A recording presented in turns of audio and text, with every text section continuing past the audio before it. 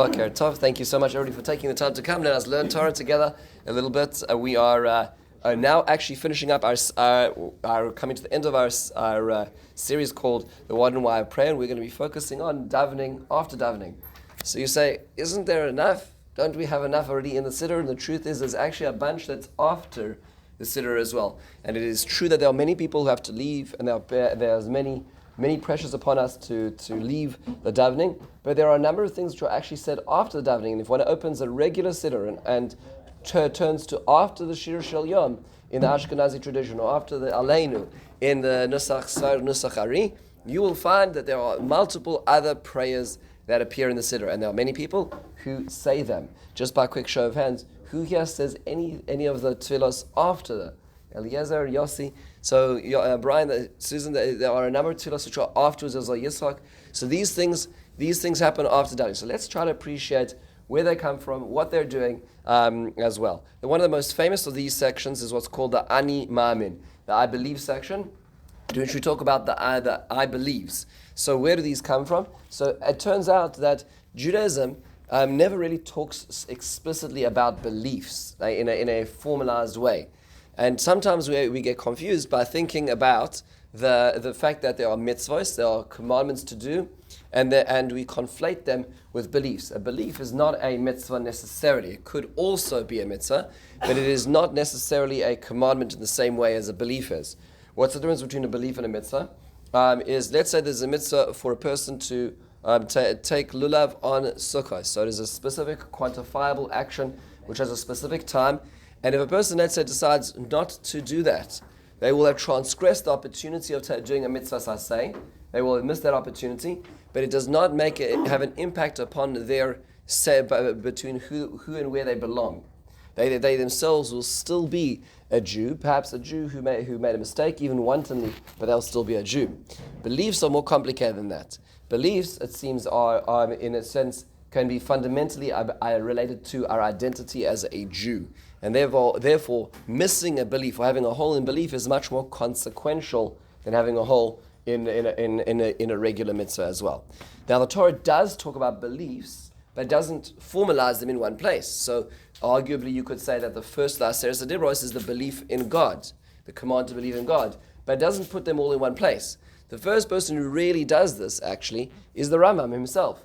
But the Rambam does it in a very unique way, because the only clue we really get to this in Mishnayos is the first Mishnah, the last parak of Sanhedrin. Thank you so much. Sorry for the lack of lids. All is good. Thank you.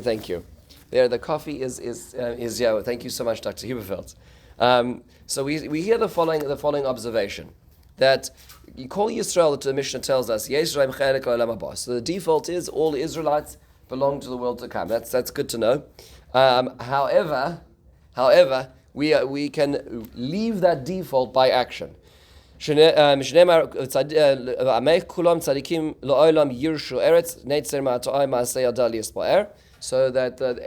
all of the emanation of tzaddikim, they're all going to enter the world to come, which is inherit land being metaphoric of the olam haba. That's, by the way, very hopeful. That's a very important way to outlook on fellow Jews, is to realize that they're amei kulam tzaddikim. The exceptions are ve'elu she'en la'hem chelek l'olam haba, ha'omer ein tchias ha'mesim min ha'torah ve'en Torah min ha'shamayim ve'epikores. So there are three groups of people who are out, and those who deny resurrection dead, those who deny that the Torah is from heaven, and those who are heretics, which again is a little bit of a grey word, but is generally understood to mean that a person who actually denies God himself, who denies the power or the existence of God. So now, putting that all together, so it's interesting that the Mishnah is not telling us what to believe. The Mishnah is telling us that if you don't believe these three critical issues, you're out of the pale, right? So what one could do is, one could say, well, maybe, perhaps, let's actually start. The Rambam in his Pirush Mishnahos, which he wrote at a very young age, he wrote in Arabic as he was on the run from the Iberian Peninsula, and he made his way to North Africa, to Israel, and then back down to North Africa and settled in Egypt. He wrote his Pirush Mishnahos, starting in his late teens, and in it he wrote, at the beginning of this parak, the what has become known as the 13 principles of faith, where he says in source 2, there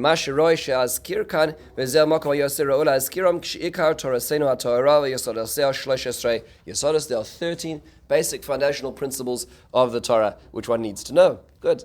And now he gives them to us. Without going into the details of them, just a quick recap of what they are, because they are very important. The first is the Yesod Rishon Metzios Abara Yishtabach. The first is the existence of God.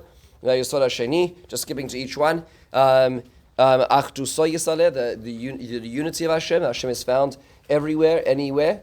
Vayesod Hashlishi Shlilas Agashmus Mimenu, that there is no physical parameter or boundary to Hashem. Number 4, Yesod Revieg Hakadmus, that Hashem preceded the world, as opposed to, let's say, the Greek notion that the world always was. Hashem preceded the existence of this finite world. By the way, number 3 and 4 are essentially HaKadosh Baruch Hu is not being limited in space and not being limited in time. Those are the two constraints of reality. So 3 and 4 are Hashem being infinite beyond those two measures or systems. By so that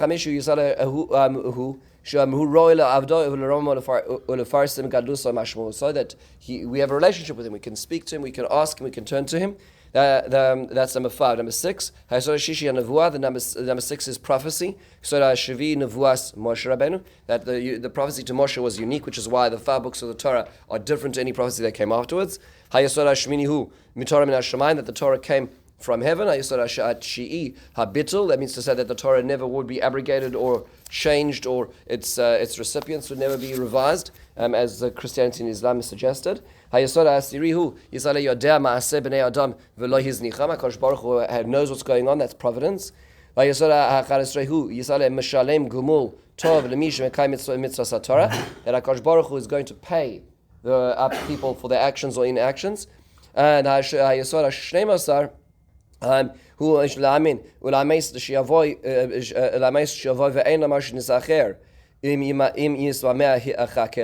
so this is referring to the Yemos Mashiach, the days of the Messiah, that they're going to come, even though it seems like they are delayed sometimes. And number 13, the Tchias HaMesim. Interestingly enough, there were those who accused the Rambam of saying that he didn't believe in Tchias HaMesim, which is a little funny because it was the 13th of the Ikar Emunah, which he laid out himself. But nonetheless, he does spend less time here because he's explained it elsewhere. So it's important to go elsewhere to understand what it is. Yes? These 13 principles that the Rambam codified, or said, are they in response to anything? Good question. There are academics who suggest that it's in relationship or responding to the general organized Islamic faith at the time. Certain Islamic dogma, which is the world that he was living in. There are a lot of interesting suggestions as to why now he felt it was important, why some of these principles are specifically about the faith around them. But it seems to be, whether or not that's the case, there's a lot of writing on this, independently of that, they seem to have weathered the test of time. Which means to say that independently of why he felt it was necessary, today they're still equally as clear as where they got them from. And the truth is that, thank you so much, it may be true. It may be true that there were certain things Rambam may have been responding to, but the one thing that he certainly was responding to was the Mishnah. So it's important to appreciate this. Let's see what the Rambam did. He actually did a remarkable thing.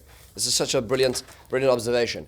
If you look at the 3 things in the Mishnah tells us there are 3 things that a person may believe, and therefore, may not believe, and therefore be out of the pale. Right? They're out of the club. And so they are Tchias HaMesim, resurrection of the dead, Torah min Hashamayim, Torah from heaven, and Epikoros, the belief in God Himself.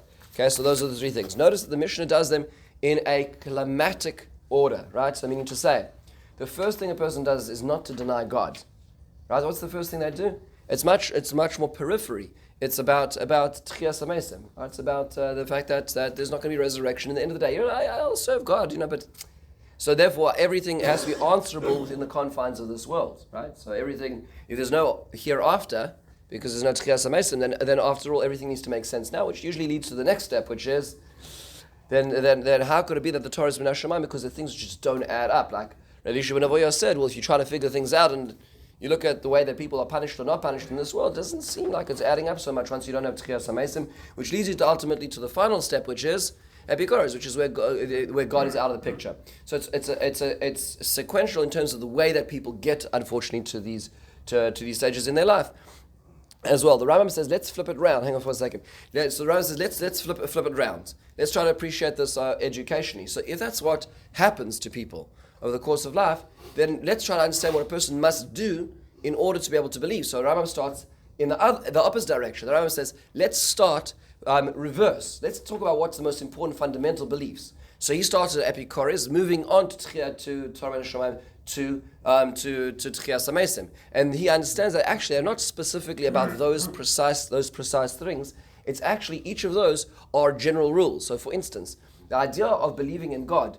Believing in God is so general. It's such a general term. What does it mean you believe in God? Let's explain that a little more clearly, says the Rambam. Well, there's actually 5 steps necessary to believe in God. You need to know that He exists. You need to know that let's go back to quickly on that. First, you need to know that God exists. Then you need to know that there's complete unity. You need to know that He's beyond time and space, and you need to know that there's a relation that you can speak to Him. There is a relationship between human and the divine. That's what it means to believe in God. So the Rambam has essentially said, let's talk about what the denial of Epikoris is. Let's turn it on its head and explain what it's necessary to be able to get there. Well, now let's get to the next step. Once you know that there's God, those are the 5 hardest principles to believe because they're much more ethereal. Let's now talk about the next thing, which is Torah min Hashemayim, that God communicates to humankind. Not that humans communicate to God, but that Hashem communicates to humankind. Well, and that says the Rambam, there's 4 steps necessary to be able to get there. Step number 1 is that there's prophecy. Number 2, that there was a specific prophecy that only happened to one human being over the course of history called the law giving, which was through Moshe Rabbeinu, that HaKadosh Baruch Hu that HaKadosh Baruch Hu gave the Torah from Sinai. There was no later additions, and HaKadosh Baruch Hu was not going to change his mind. Those are the necessary prerequisites of what's called Torah min Hashemayim, if you want to believe it. And then the last of those ideas, which is the first of the things a person to slip up on, Tchias HaMesim, is actually a category heading for what's called Schar v'onesh, punishment and reward. Which now there are 4 steps to, which is that number 1 is HaKadosh Baruch Hu knows what you're doing. Number 2, he's going to pay you back. There's going to be a Mashiach. There's going to be a time where that's going to be relevant, and it's Tchias HaMesim. So those are all under what is called Tchias HaMesim, which means to say the Rambam has essentially turned the Mishnah in reverse, and he's told us what to believe and broken it down into subcategories in order for it to be more specific to us. That's the brilliance of what the Rambam was doing. Note that there are those who would disagree with the Rambam and say, yes, technically speaking, you may be right, but ultimately the Mishnah only really told us that there are 3 principles of faith, not 13. Meaning the Rambam expanded number 3 into 5, number 2 into 4, number 3 into 4. Right, that's what he did, and he in the way that he laid it out in the positive framework. But really, technically speaking, there's only 3. So Sefer HaIkarim, Rav Yosef Albo says there's only really 3, which is belief in God, belief in Torah min Hashemayim, and belief in Schar v'onesh, which are the 3 that the Mishnah is essentially saying in the absence of their belief as well. So you say, well, why are we quibbling? What difference does it make whether there are 13 or whether there are 3? Meaning, how many subheadings do you need to have? Why is this an argument? So the answer is very simply, look at the way the Rambam describes these principles of faith. In source 3, the Rambam says, this is actually the continuation of his Pirush Mishnah and Sanhedrin. This is a very long essay in the first Mishnah in the last parak. He says, "Kasher yu kayamim la'adam kol yasoros halalu ve'emunasam b'hem amitis." A person truly believes in all these 13. Harei unichnas b'chalal Yisrael. That's when you get a ticket into being part of Israel. And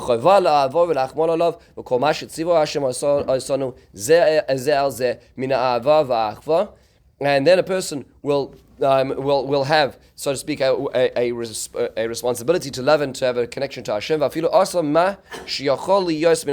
person, let's say, has a foray into a specific, degree of avera, into sin. He just can't hold back. The person Nebuch, just doesn't have self-control. So they get involved in all kinds of material activities. That person may get punished for their sins, but they're still holding the ticket. They still belong to Israel. That's the person who's called a sinner of Israel. However,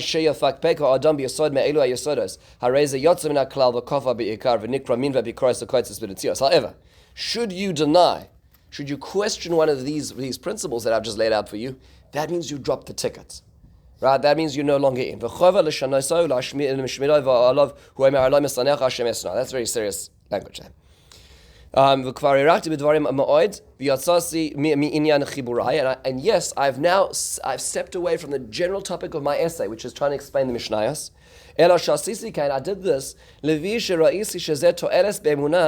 לפי שאני אספתי לך דברים רבים מועילים, מפוזרים בחיבורים רבים וגדולים, היה בהם מאושר. So why? What I did for you is I essentially brought together some corpus of material of Judaism which talks about beliefs here and there. I put it all into one place. And I made it easier for you to read and understand what it is that you're supposed to believe. And he says, listen to these words.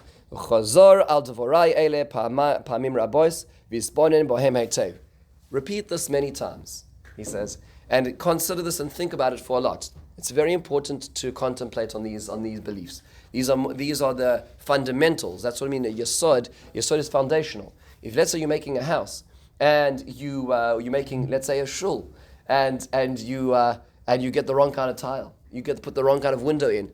Okay, it's going to cost you money. You have to do that. You have to replace the door handles. But if you make the foundation perhaps a little short, if the foundation isn't the right place, that's gonna be very difficult to re-pour a foundation once you already did that. That's a problem. These are upon which everything else upon which the building rests. That's what the Yesod HaMinah are. And based on this Rambam's line over here in the Pirush Mishnayos, it was turned actually into liturgy twice. It was put into our Siddurim twice. These principles of faith, most famously in the Ani Mamins, by an unknown author, not clear who actually wrote the Ani Mamins, these I believes, which essentially turned the Rambam's longer explanation into a much easier, smaller paragraphs with excellent tunes around the last ones.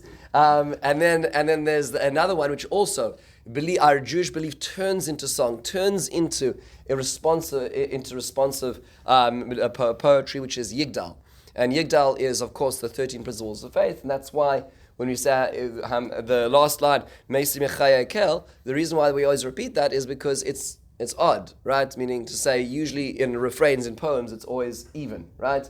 So it's odd that there's only 13 lines, which is why sometimes people repeat the last line because of the song, but really there's only 13 principles of faith.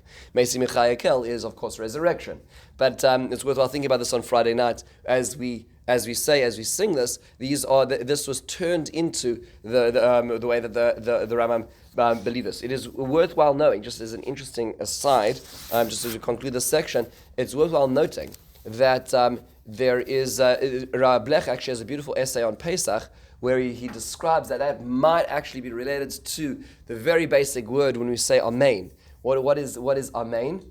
Kel Melech Ne'eman, right? So he says Kel is God, Melech is a king who has subjects, right? Who relates to the subjects. Ne'eman l'shalem sachar. So we're essentially saying those are the three basic principles, the kernels of the three basic principles of faith.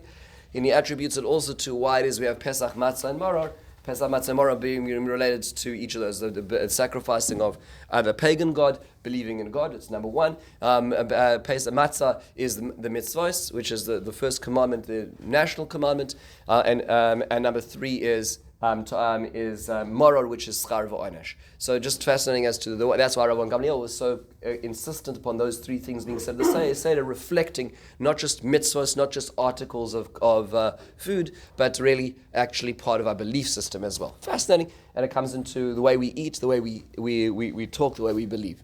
And this has taken us through some of the darkest of hours in Jewish history, is these Ani Mamins as well, not just the Bevias HaMashiach, but the other parts as well, which are critical to our being here today.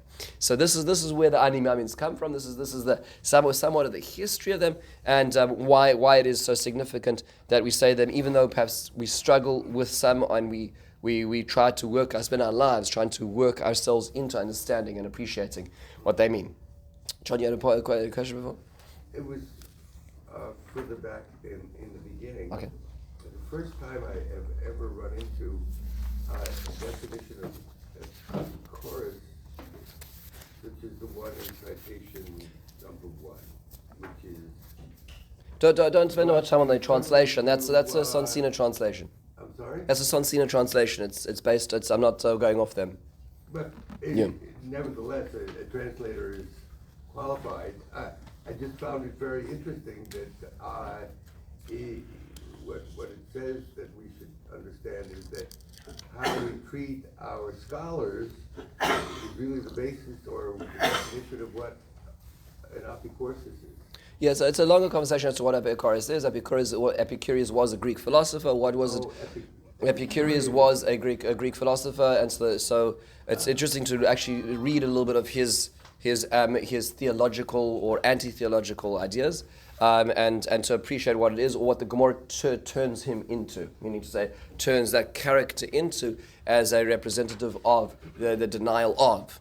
And the denial of falls into many categories. If you wanted to do a more thorough research into this, the Rambam in the fourth parak of Hilchos Teshuvah describes 24 categories of people who are, these are the subcategories of the people who are out. All kinds of false beliefs that a person can have. Epicurus has, I think, 5 subdivisions in the fourth over there in the Rambam in Hilchos Teshuvah. It's worthwhile looking at. It's very precise. So the Rambam is very precise as to what is a person who's Epicurus. What's a person who's a min? Well, he goes through each of these and subdivides them into categories. So it's worthwhile spending time on that. Yeah. Where was that? In the Rambam in the fourth parak of Hilchos Teshuvah. So it's just worthwhile, but that's not, we're going begadol, but it is worthwhile noting that. Now, we move to the next thing, which is fascinating, and that is the Aseres Adibros. The Mishnah in Talmud tells us that a part of the daily service, so you can imagine this is the last parak in Talmud, where it describes what is going on in the Beis HaMikdash. It's essentially the schedule and the ideas behind the schedule in the Beis HaMikdash. The Korban Tamid is brought in the morning, and the Korban Tamid would have associated with it, there would be a certain davening or prayer that the Kohanim would do. We were told in the Mishnah that Amar Lohem HaMamuneh Baruchu Baruchu Bracha Achas. So the Mamuneh, so there'll be this overseer who would be in charge of the daily backwards and forwards. So it's now time to say the blessing. V'heim Baruchu Karu Aseres Adibros Shema V'Yom Shemoya V'Yomer. And at that point in time, they said a bracha. They said the Aseres Adibros Shema V'Yom Shemoya and V'Yomer. So it sounds like they're doing Kriyas Shema, but they also have the Aseres Adibros in the Kriyas Shema as well. Then they gave them the people 3 brachas. What does it refer to, you think? Right, so it says so it sounds like there was a separate brachas beforehand, the Birkas Kohanim of Shabbos, Moisivin bracha achas and then on Shabbos would be the day when one watch was leaving, one watch was coming, so there'd be an extra bracha for the incoming watch. So it sounds like the davening program at this point in time in the Mishnah is somewhat a little bit, at least the core of it is a little more broader than what we have today. One of those additions is in fact our Aseres Adibros seems to be not just something which is said, but it's part of the liturgy. It's also part of the way they pray. You know something interesting here? Here's another example of when we really believe something in Judaism, it's not enough to talk about it, it's something we need to pray about. Isn't that interesting? It's one of the things our Sachs said when he first came to America on the promotion of the Koren Sachs Siddur. This is when the Koren Sachs was releasing its Siddur. He had just written the introduction, the translation, and the annotations. One of the things he said, which I think is such a profound observation, is that the Siddur essentially is the Masechta of Emunah of the nation of Israel.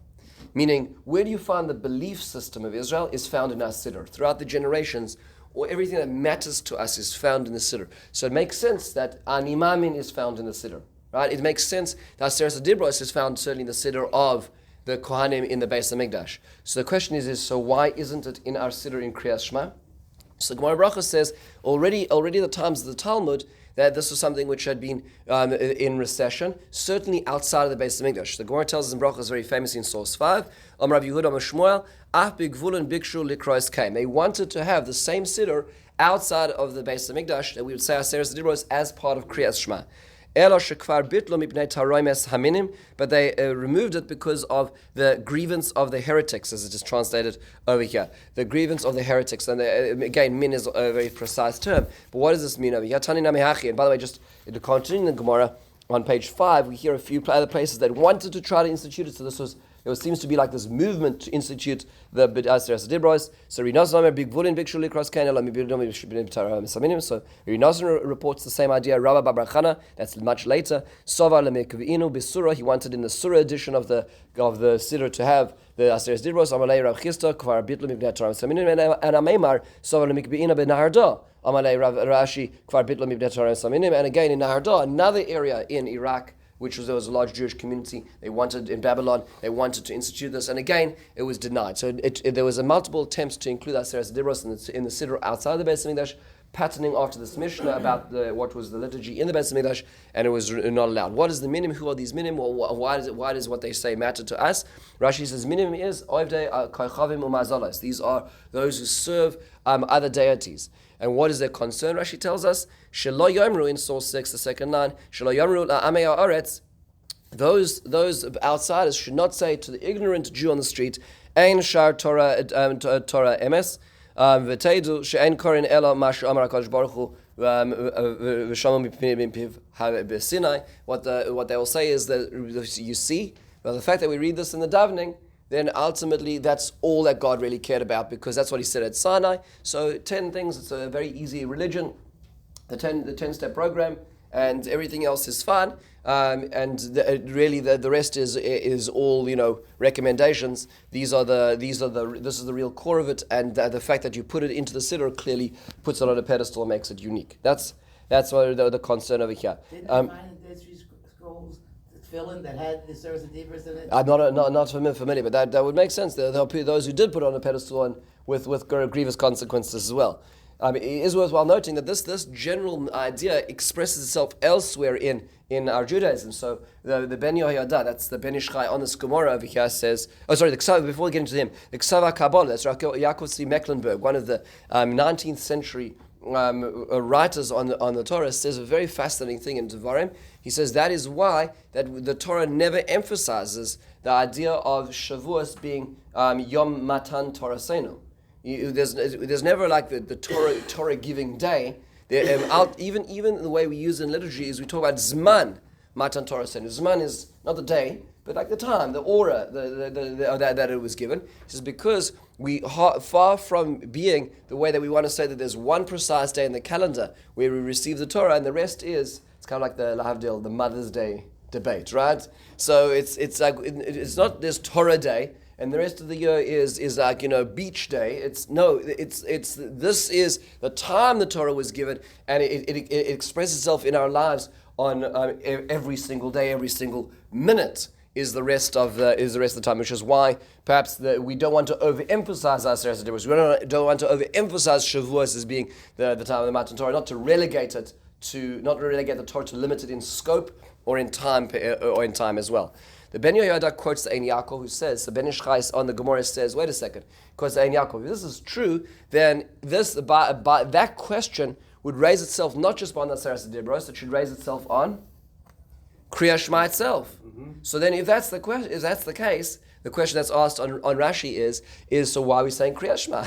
Because in the end of the day, what are the minim going to say? You see 3 paragraphs. That's it. All the Torah really is interested in is tzitzis, tefillin, and mezuzah, and a little bit of study of Torah, and then you're done, right? So one of the reasons is different in response to the Ein Yaakov is that the Torah tells us to say Kriya Shema. It doesn't tell us to say Aseret Dibros, right? Meaning the Torah says, and it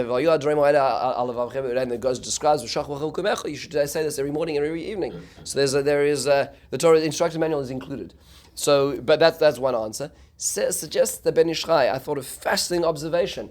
This should make us tremble every time we think about Aseret Dibros that are in our Siddur after davening. In source 7. 4 lines from the bottom, he says, towards the middle of the line, Nirali b'siyata dishmai, I would suggest, he says, Taroimas aminim, shoyukorin tigar al Yisrael, bo'oimram kol yom atem oimrim aseres adibros, mevarchin aleihem, ve'enatem makayim mashakos bohem. He says, what are the minimum going to say? They're going to look in and they're going to say, in Kriya Shema every morning you say, you believe in God, you don't have any false deities, you don't take Hashem's name falsely, you honor your you keep Shabbos, you honor your parents. It says, looking at the sum total of your lives, Jews, doesn't look like that's what's going on, right? Doesn't look like you're living up to the manifest, and so therefore we don't want to put up a standard that we say a blessing on that we don't necessarily live up to. That's the Torah Saminu. It's a gap in our lives, which is being said over here. You remember that this is one of the reasons we saw a few weeks back that we say Kel Erech Apayim before we take out the Torah. Right, one of the reasons we ask for God for mercy before bringing out the Torah on the weekday to read it is because are we living up to what's said inside there? Right, we have to be. It's all very nice to talk about this, but are we walking about this? That's what's being said over here. So that's a different perspective, which is why it was de-emphasized in the liturgy to be less of a so to speak a yardstick for us, which is a fascinating thing one could ask is how much do you, so to speak, hoist one's values into full high definition when one's not living up to them? Does one emphasize them more to make sure we get closer, or do we de-emphasize them to make it less? There's a lot of human psychology which is in play over here in terms of what's going to be throughout the course of Jewish history. It is worthwhile noting that how does this play itself out in halacha? This debate that was had in the Gemara does express itself in halacha, and the first thing in all the Shulchan Aruch. The Shulchan Aruch says in source 8, the Shulchan Aruch says, Tov Lamar, Parshas Akedah, Parshas Aman, V'Aseres HaDibros. The Shulchan Aruch says one should be saying the Aseres HaDibros. So you say to yourself, wait a second. Didn't the Gemara just get finished saying that you're not allowed to say the Aseres HaDibros as part of the davening? So one of the answers that's given is that this is said after the davening, meaning to say the reason it's placed after the davening is because it doesn't have the same consequence as if it were to be in the Shema with the Birkas Kriya Shema on it. That was what the Ben Ish Chai was saying. If you're making a blessing on it, you're saying this is it. We're just not saying this is it. We're putting it at the end of davening to remind ourselves without the same level of pedestal. That's what seems to be going on here according to the Meforshim. As an example, just an interesting observation here, the El Rabbah says, one of the commentaries on Shulchan Aruch, he says in source 9, he quotes, Uve'elia Zuta Kosavti Rashal, the Marshal, that's Rav Luria, Nahag La'amram Koidem Baruch She'amar.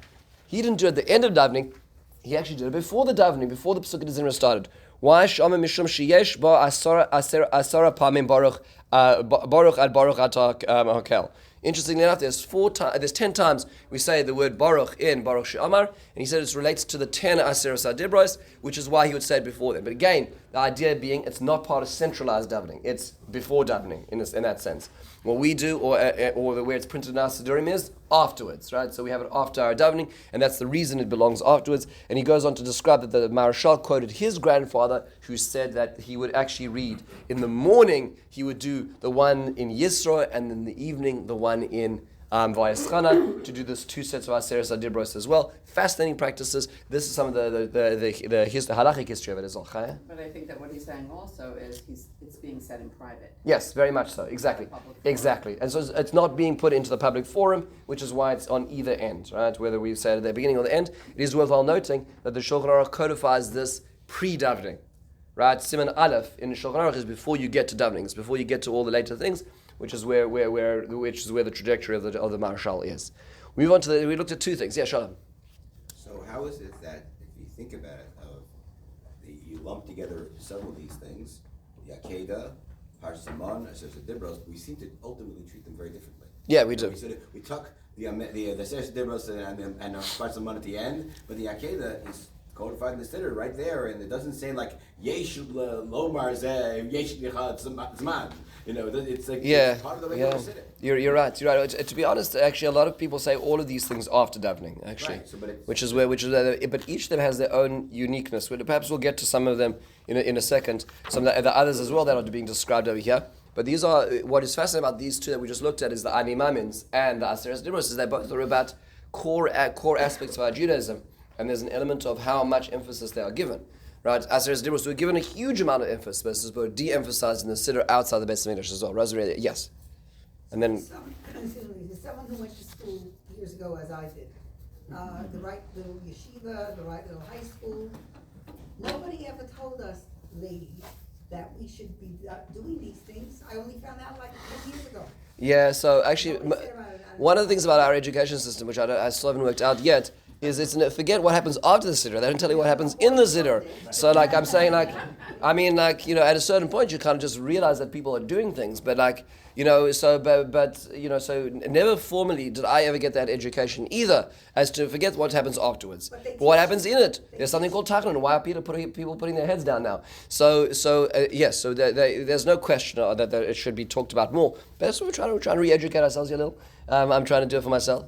So, 8 years, out loud, all the davening, shacharis, whatever the teacher told us to do, them over. Okay. But she never said, and also after Aleinu. Yeah, no, you're right. So this is not as part of the obligatory part of the davening. There are many people who skip this, but it is to be known that the Shulchan Aruch suggests doing this. And this is the background of where this comes from. But I think that we're struggling today with people doing the regular stuff. But there's a lot to be said about actually saying the words inside the siddur before we get to after. But I think it's important to know where the other stuff afterwards comes as well, the way that all this comes from. Let's move on to the next thing over here, which is what's called the zechiros, the remembrances. So if you turn into a siddur at the end of the davening, there's a section which talks about these remembrances, certain remembrances. What is this referring to? So one of the earliest places that it's referred to is in the Magen Avraham in Siman Samech, where he talks about the Sefer HaKavanah. Sometimes the Magen Avraham goes into the world of Kabbalah and he quotes this book about Kabbalistic beliefs, and he says, "Isra b'kavanos v'ksavim v'zachiros alalu hemitzvos asay." These remembrances are a positive commandment. When you're saying Ubana B'charta Mikol Hashan, which is in the Birkas Kriya Shema, which is why he's talking about it here, because this is the halachas of Birkas Kriya Shema. When you say Hashem, you chose us from all the nations, you should you remember Matan Torah, because that's when the nation of Israel were chosen. The Keratanu, and you brought us closer, Ma'amad Har Sinai. The Shimcha Agadol, Ma'aseh Amalek. When you say to your name, that's the name of Amalek. She'er Hashem Shalem. Hashem's name is not complete well in the world. To thank you. He says, nivra rak lahoidos v'ledaber lashon hara v'zeh zechiras ma'aseh Miriam. Lahoidos is to praise you, not to slander others, which is the ma'aseh Miriam. So he refers to these four parts of the second bracha of the Kriya Shema being innuendos to four memories, four things that we need to remember. What are those four things he talks about? The chosenness of Israel, the nation, the Sinai itself, Amalek, the wiping out Amalek, and and not using our tongues for slander, which is Miriam. V'zachartum kol mitzvos Hashem. Zeu Shabbos sheshkula keneged kol mitzvos. V'k'sheomer ve'avinu l'shalom b'kanfos ha'aretz yaniach ha'kanfos shel talishak sofav lipol lemata. Okay, fine. The Kavanah talk about gathering the tzaddis at that point in time. So he talks about these zechiros. Why are they a mitzvos aseh? What does it mean that they are a positive commandment? That's an interesting thing. How could you say they are mitzvos aseh? Answer is the word zachar implies, according to the way it's being understood, is that it's not just enough to remember, that you need to say, you need to do something about it in order to fulfill that mitzvah. So when it says zachar, remember what happened as Ashar Salacha Amalek, it doesn't mean to say that should just be when we read Parashas Kisei. There is a requirement to remember that. How often? So it would seem that Sefer HaKavanah is saying every day. Every day we need to remember this. Remember what happened to Miriam as a function, as an outgrowth of her slandering her brother. That's something we need to remember every day. And therefore these zechiros began codified at the end of the siddur. In fact, this is the first place that this became codified in Shulchan Aruch is actually in the Chabad world. The Alter Rebbe in his Shulchan Aruch also talks about this in Shulchan Aruch Harav. Again in Siman Samach he says Zechiras Ma'amad Har Sinai, Ma'aseh Amalek, Ma'aseh Miriam, Ma'aseh Egel, Hemitzvos Aseh Shel Torah, V'gam Zechiras Shabbos. He says 4/5 of these remembrances are necessary. But total Zachron it's the Kriya Shema. You should remember them in Kriya Shema. He goes to the same innuendo over here of in the Birkas Kriya Shema. It's worthwhile noting that the Chidah actually has 10 remembrances. He adds on other places the Torah says Zachar, which perhaps seem more what's the word? Less concrete, more abstract remembrances, and he codifies them into specifics. And he would have 10. We have how many? 6 in our siddur, as it happens. So just the Rav Chaim Pilagi in his Sefer Kavachim, again unbelievably prolific, quotes this in the second paragraph in source 12. He says, "L'shem yichud kudsha brichu ishchinta arini mekayim mitzvos eser zechiros." He actually has a l'shem yichud to prepare himself to say it. He's recording to say these 10 zechiros. Yitzias Mitzrayim, right? So he adds that in. Shabbos, Man, Ma'aseh Amalek, Rasha Yimach Shemo v'Zichroi, Ma'amad Har Sinai, Ma'ashek Tzifu Avosenu Ala Kodesh Baruch Hu B'Midbar B'Frat Ba'egel, the complaints in the desert, and the Ma'aseh Egel is also part of the Zechiros. Ma'aseh Yatsu Balak U'Bilam Na'asos L'Avosenu L'man Das Tzidkos Hashem. Ma'aseh Miriam, which is actually that's found in Tanakh, not in the Torah itself. Now, Ma'aseh Miriam Anaviyah Zechiros Yerushalayim. You can see some of the extras that he added in are less tangible, they're less concrete, they're more abstract psukim from later on in Nach, which is now incorporated into the Zechiros. V'ikra mitzvos Zechiros ki yitein el liboy hato'eles hanimshach bohem lishmor mo'od v'la'asos shema'amek bohem yimtza shekolelim harbe. Again, these are things that are really fundamental, and the more we appreciate them, the more we'll see that they include more. Similar to what he's saying is essentially to the animamins. Think about it. What he's saying is, if you spend a lot of time thinking about these actually will lead you to certain basic beliefs, or the beliefs that Hashem clearly went out of his way to make sure that we'd remember more explicitly. So as opposed to saying Zachor is a general, it's very specific, it's very concrete, on a daily basis is what's necessary. It's worthwhile noting, as an aside, Rav Soloveitchik does point out an interesting observation. He says that if you're to look at the Zechiros, you may actually end up coming to the Ani Imamins, to a number of the beliefs. So as an example, like even a basic one, when you say, remember what happened to Miriam, so we think that what's the importance of that? What's the significance of that? Lashon Hara, but it says Rav Soloveitchik, but if you go back to the end of Parshas Ba'aloscha and you remember the story that led to the Ma'aseh Miriam, the reason why it came out was because Miriam was concerned about her brother, and she slandered him to Aaron, and ultimately the question that she had, a theological question, is, how is he different to us? And Hashem had to educate her and Aaron that in fact their Nevuah was subpar when it came to Moshe's, which is why the Torah is different to Nevi'im and Ksuvim. What belief is that? That's what's called, that is the seventh belief of the Ani Mamins, which the Torah is, the Nevuah of Moshe Rabbeinu is distinct from all other Nevuahs, which means to say, if you look carefully into the Sheish Zechiros, a number of basic beliefs will also emerge naturally out of them as well. It's just worthwhile thinking about this. This perhaps is before the Rambam even got to the Ani Mamins. You have the Zechiros and debating how many there are and how significant they are, but the Torah clearly went out its way to do this. The word Zachor itself is a complicated word, because we know that Rashi tells us in the Torah that it means to say consistently remembering. How consistent is consistent? It is that Shalish Takach Min Alei, that's no mitzvah, Zechiras Hamonek, which is why halachically speaking we read Parsh Zachor once a year, that we shouldn't forget. That's on the outer fringe of it. That's why we shouldn't not do it. But how much should we be doing it? That might be the Sheish Zechiros of doing it on a daily basis. Fascinating. How do you ensure memory? Then there's Parshas Aman. So as Dr. Huberfeld pointed out, the Shulchan Aruch also says a person should read Parshas Aman. What is Parshas Aman? It's simply saying the section of the Torah in Parshas B'Shalach which talks about the man.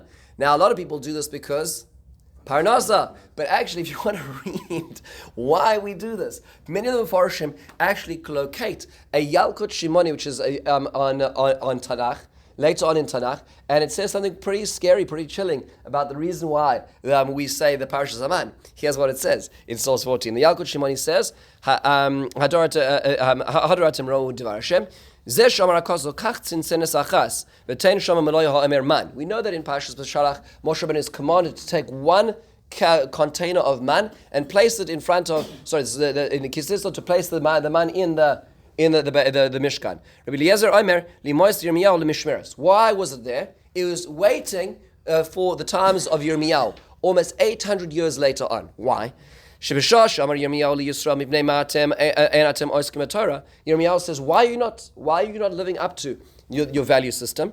So I said to him, Yirmiyahu, listen, where's it going to come from? Who's going to build the yeshivas? Who's going to build all the buildings? How's the economy going to succeed? How are we going to pay for our security bill? That time he pulled out the man and said, so